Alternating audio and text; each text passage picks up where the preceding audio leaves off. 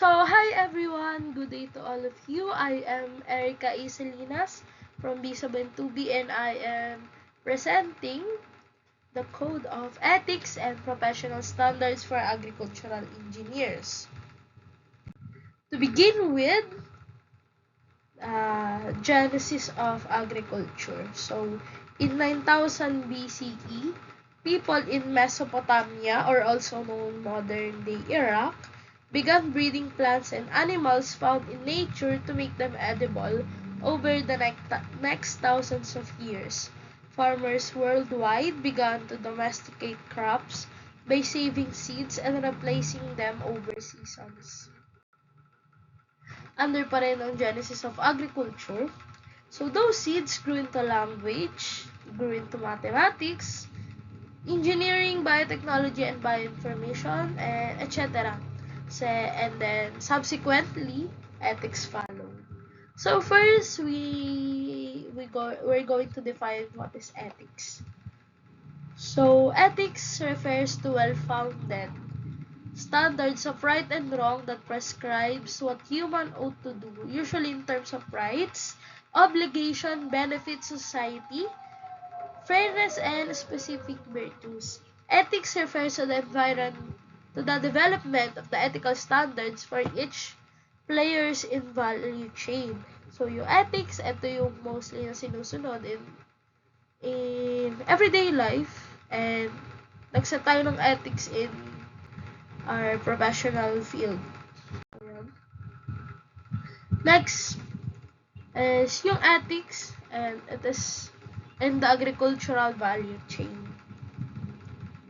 So, ethical factors in agriculture are spread over from farm to fork. And dimension of issues are quite vast, starting from technical, environmental, social, political, and economical behavior. So, yung agricultural markets are rapidly globalizing, generating new consumption patterns and new production and distribution system. So, diyan na pumapasok yung mga new innovations on how we can, how we can do our job, or we will do our job. So, naka-under pa rin sa agricultural value chain.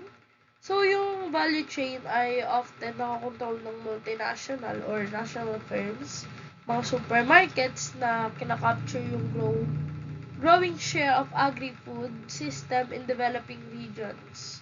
So, yung value chain, sila yung mostly focus sa mga pangangailangan ng taong bayan, and ayun yung mostly na pinaprovide nila. And dito din sinasabi yung pag-provide ng opportunities for quality employment for men and women. Yet they can also be channels to transfer costs and risk to the weakest nodes, particularly women. So they often perpetuate gender stereotypes that keep women in lower pay, casual work, and do not necessarily lead to greater gender equality. So next is ethics at farm level. So supply substandard seeds, fertilizer, plant protection, and chemical to the farmers. We all knew that most of our farmers consider this as a luxury. Sa sobrang mahal ngayon ng bilihin, ultimo yung fertilizer, mga plant protection, mga chemicals, mga binhi, mga buto na kailangang itanim, talagang mahal na, and nahihirapan yung mga farmers natin to actually meet the standards, since it is lack of support. So, yung closer din of irrigation canals in so-called command areas.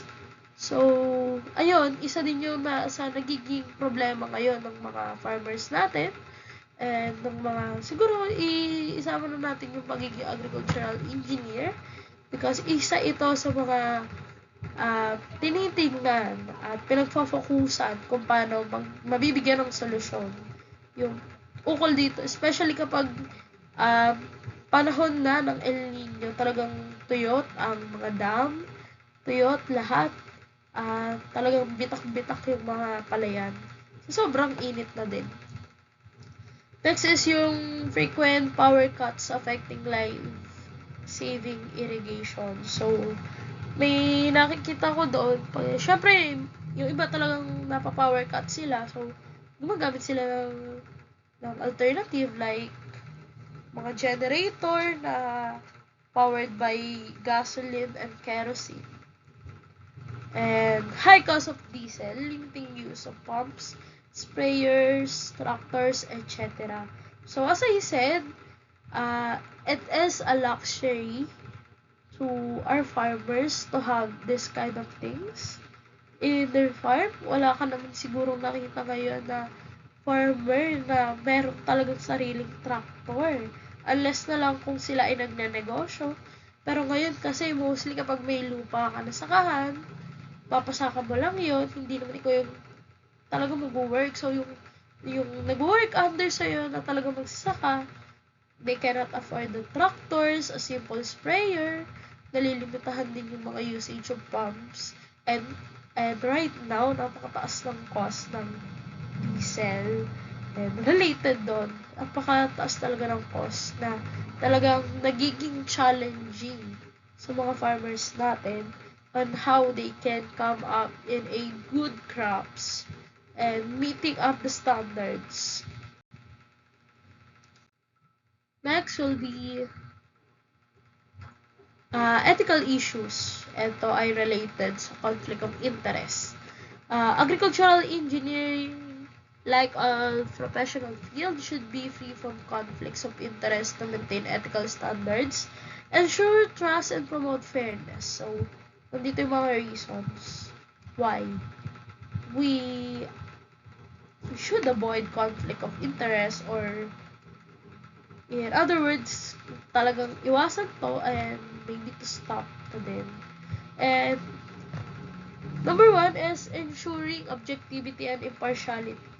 So, yung conflict of interest na kakompromiso niya yung engineer's objectivity and impartiality. So, decisions should be made based on scientific evidence, technical expertise, and the best interests of clients and the public. Conflict of interest can lead to bias.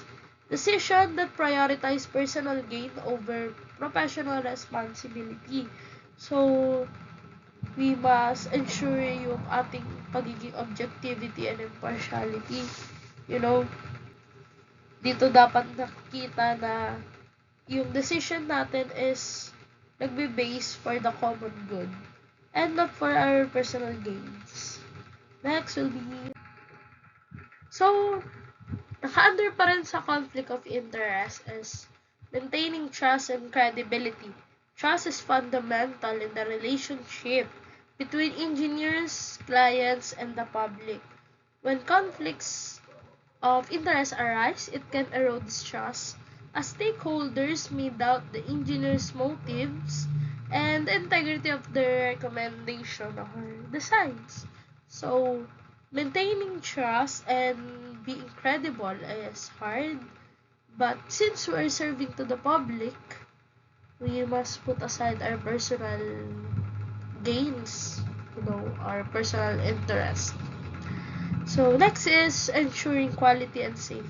So, decision influenced by conflicts of interest can compromise the quality and safety of agricultural projects. Engineers might overlook critical safety standards, environmental regulations, or best practices, potentially resulting in unsafe or substandard outcomes that can harm people, property, and environment. Siyempre, pag nagkaroon ka na ng conflict of interest, when it comes to, for example, is project. So, instead of 1 million, spending 1 million on a single project, like your employer told you so, or for example, the government told you to build, for example, a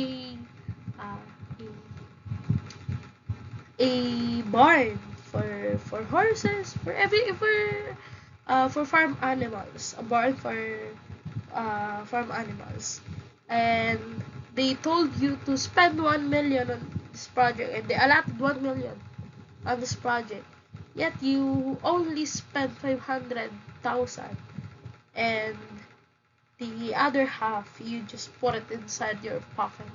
So since substandard yung mga ginamit mo doon na mga materials, possibly na pag nagkalindol, nagkaroon ng mga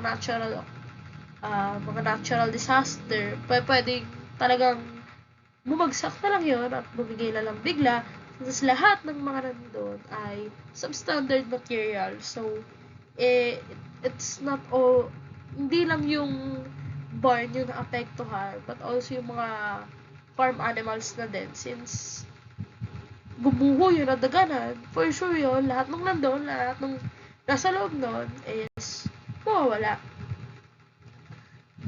Is talagang yun. So next is naka-under pa rin sa conflict of interest yung upholding professional integrity. Engineers have a duty to adhere to high ethical standards. Avoiding conflicts of interest is essential to maintaining professional integrity and ensuring that actions and decisions are guided by ethical principles rather than personal benefits. Next is promoting fairness and equity. Conflict of interest can lead to favoritism and unfair treatment. By avoiding such conflicts, agricultural engineers ensure that all clients, projects, and stakeholders are treated equitably, and decisions are made based on merit and need rather than personal relationship or financial incentives. Of course, while maintaining the fairness and equity, and also upholding professional integrity, we must stick to our values and virtues that we need to work to serve the farmers, to serve the public, and to serve our country. So next will be the ethical issues, and naka-under dito yung bribery and corruptions. So agricultural engineering, like all fields of engineering and professional practice, should uphold ethical standards that strictly prohibit bribery for several important reasons. So nandarito yung integrity and trust. So bribery undermines integrity of the profession. So ito yung talagang mahirap na i-maintain, since once na na-operan ka ng malaking halaga, yun, talaga nakakalimutan na natin lahat ng ethical codes na pinag-aralan natin throughout the years. So quality and safety, like I said kanina, nagpagawa ang gobyerno sa'yo ng isang barn, and you only spent half of it, and yung half naman nun is for your personal gain. So it is not advisable for us to do that, because ayun, nababangga niya yung ating ethical codes, and by doing that, hindi lang tayo yung mapapahamak, but all the people around us. So next is naka-under pa rin to sa bribery and corruption, yung ating pagiging fairness and equality.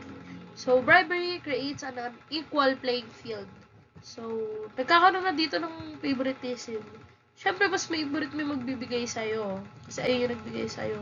So being a professional, for example, you're already a professional agricultural engineer, you have your license, nakakahiya naman na tumanggap ka ng bribe, or bribe from someone, and parang nasayang yung years of your study just because of that money. And also yung bribery natin and corruptions have legal consequences.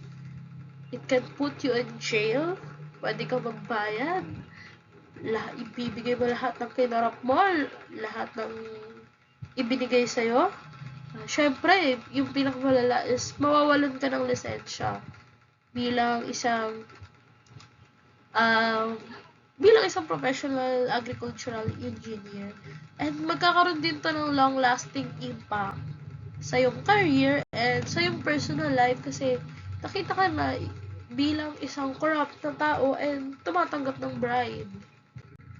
So, next will be ethical issues. And naka-under dito yung professional misconduct. So, agricultural engineers, like any other professional, again, must adhere to high standards of conduct, ensure ethical practice, maintain trust, and uphold the integrity of the field. Professional misconduct can have serious consequences, and it is crucial for agricultural engineers to avoid it for several key reasons. Siyempre, una na dito yung protecting public safety and welfare. So, tayo ngayon ay, for example, I'm a student and yes, una lang talagang sinasabi sa amin that once you graduate, you are ought to serve the public, of course. We are working to serve the public, to serve the farmers, to sell, to serve our country. So, we must put the top we must put as top priority the public safety and welfare. So next, naka-under pa rin ng professional misconduct na nangyayari, and we should ensure quality and reliability. Yun. Dapat quality and pagiging reliable. Dito kasi nagli-lead yung mga substandard works na nakaka-affect dun sa kalidad nung, halimbawa, ayun, kagaya ng in-example ko kanina, pinagawa ka ng barn, nawawala na yung kalidad nun kasi at the first place, hindi naman siya qualitable enough dahil nakat in half na yung pondo na dapat para sa barn na yun. Nagiging substandard work na siya, and paano ka pa magiging reliable sa mga susunod mong projects? Yun pa lang hindi mo nagawa ng maayos because nagkaroon ng professional misconduct. Next is building and preserving trust. So, preserving trust, again, is one of the most difficult to do. One of the most difficult things to do. And, syempre, dito din, trust is essential between engineers, clients, and the public, and other stakeholders. So, we must ensure and building and preserving trust, not just in our clients, but publicly, and we must maintain the trust of our whole country because, syempre, for being a agricultural students, one of our instructors said to us that agriculture plays important role in the life of everyone because every people put food on their plate. Everyone is eating, so we must provide a good food, a high quality food, a healthy food that that people can have benefit of. Also, yung sa agriculture, napapakinabangan din yung as businesses, works, etc. So, ethical issues. Dito na pumapasok yung wrongdoings and safety violations.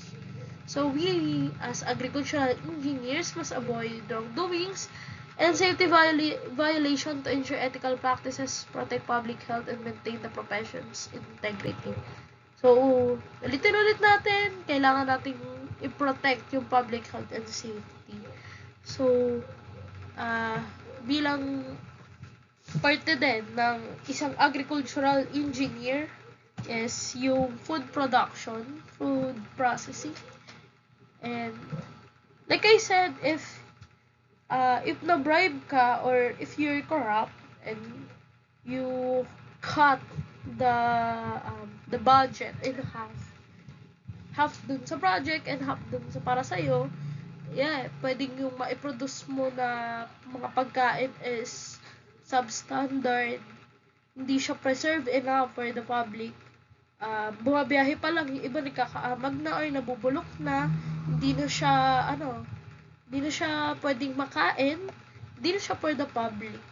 So, we all know that we are all doing this for the public, we are all doing this to serve the country.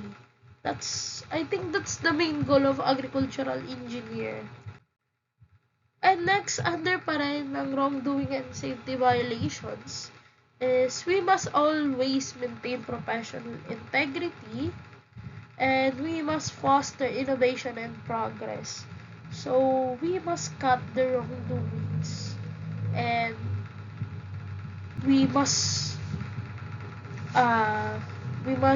put safety and quality service as a top priority. So we must innovate, we must progress, we must make a new invention that will make agricultural matters more easier. So, naka-under pa rin sa wrongdoing and safety violation is yung ensuring personal and professional fulfillment. Siyempre, bilang isang agricultural engineer and also a student, masaya na maglilingkod ka sa public nang wala kang tinatanggap na bribe and you're not a corrupt. So, you are sleep soundly. Hindi ka binabagabag ng konsensya mo. And I think this is the public health and safety must be our top priority. Yeah. As I said, we must avoid wrongdoing and safety violations to protect public health and safety. It's all about serving the public. Ayun lang din may pinag-aaralan natin on how you can contribute in the near future when it comes to agricultural matters without any misconducting this ethical or codes of ethics.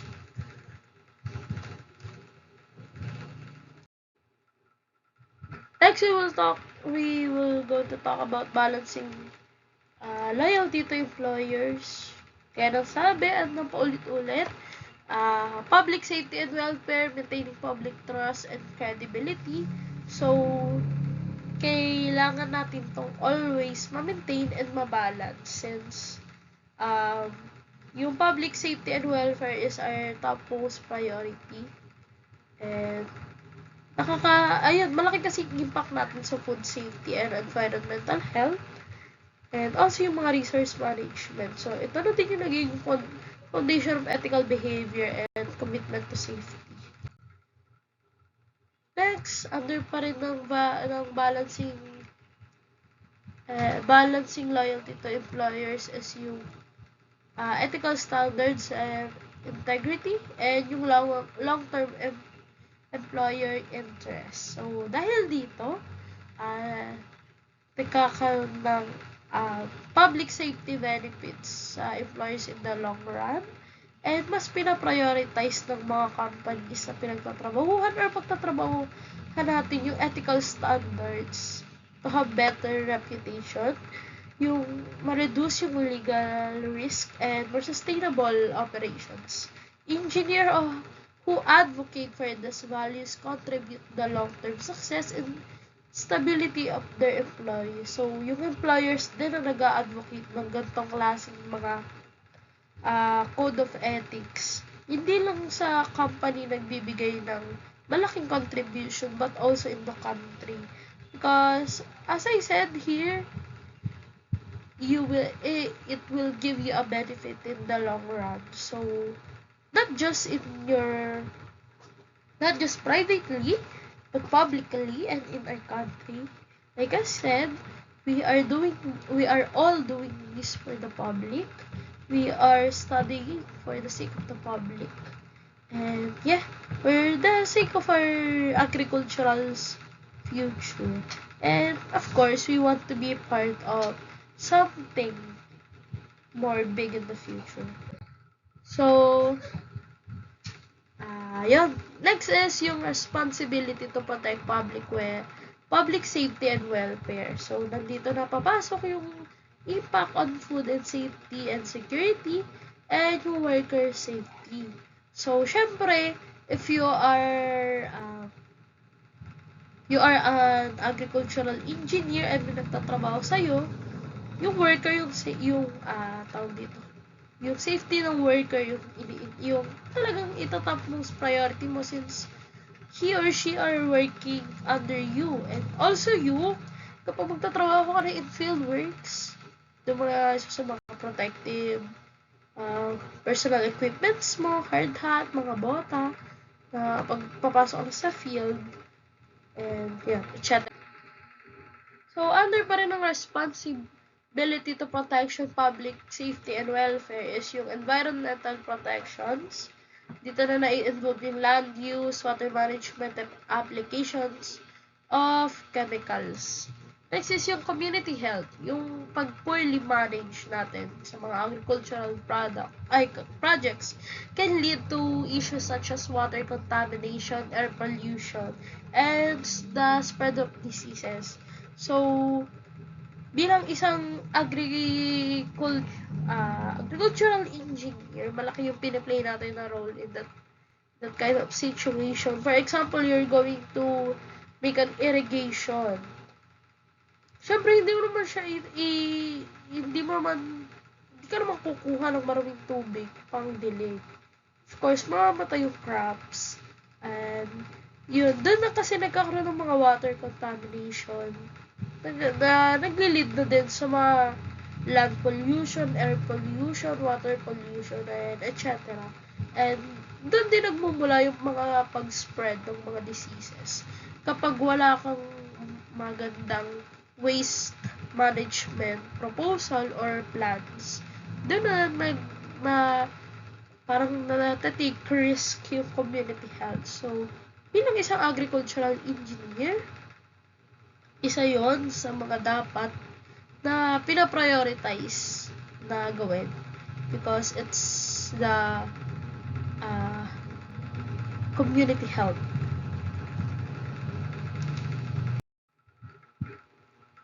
Next is uphold the trust and credibility. So, yung public confidence, first na dyan. Trust and credibility are fundamental for gaining and maintaining the confidence of the public. So, pagka alam nila or alam ng public na you are doing your best, you're doing enough to sustain new ideas, innovations, then you have the public confidence. Next is yung professional integrity is playing a big role in trust and credibility. So, ito ay essential for maintaining the integrity of agricultural engineer profession. Engineers are expected to adhere to high ethical standards and professional codes of conduct, consistently demonstrating honesty, reliability, and ethical behavior, strengthen the professional integrity and reputation. So next, under pa din trust and credibility is yung quality and safety, like we all said kanina, and yung stakeholders relationship. So, agricultural engineers often collaborate with wide range of stakeholders, including farmers, government, agency, industry, partners, and the public.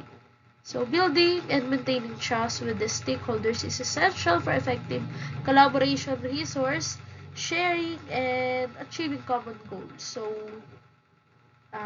napakalaki ng role ng trust and credibility when it comes to the public, and we must often to uphold it. So, yun lang. I hope that you learned something in my presentation, and thank you so much for your time and effort in watching my videos, and thank you.